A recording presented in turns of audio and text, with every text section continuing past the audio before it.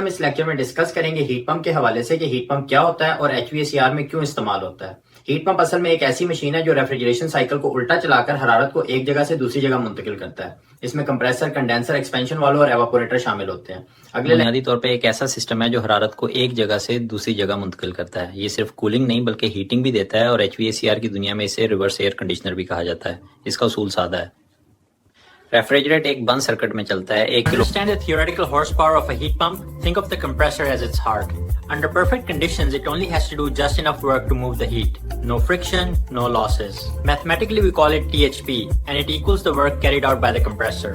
Inside the unit, the compressor squeezes the refrigerant. Heat pump की efficiency को हम coefficient of performance यानी corp कहते हैं। इसका बेसिक फॉर्मूला ये है COP_HP बराबर QH divide by W। QH वो हीट है जो हमारे इंडोर स्पेस में डिलीवर होती है और W वो इलेक्ट्रिकल वर्क जो कंप्रेसर को चलाता है। अब मल्टी स्टेज कंप्रेशन का सेटअप समझते हैं। सिंगल स्टेज में बहुत ज्यादा प्रेशर बनाना बेकार हो जाता है, इसीलिए इसे 2 या ज्यादा स्टेज में तोड़ते हैं। यहाँ देखिए, पहला बूस्टर हवा को एम्बिएंट से करीब 2.5 बार तक कंप्रेस करता है। तापमान 160 डिग्री सेल्सियस तक चला जाता है। बूस्टर आमतौर पर सेंटर कूलर से ठंडी और घनी हुई हवा यहाँ आती है।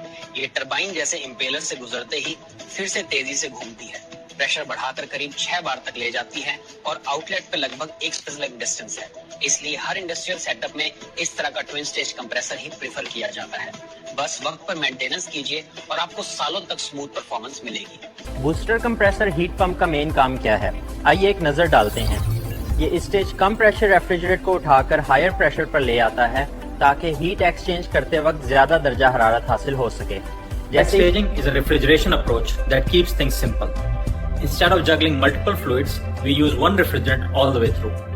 Vapor leaving the evaporator enters the first compressor, jumps to an intermediate pressure, then passes to a second compressor for the final push to condenser conditions.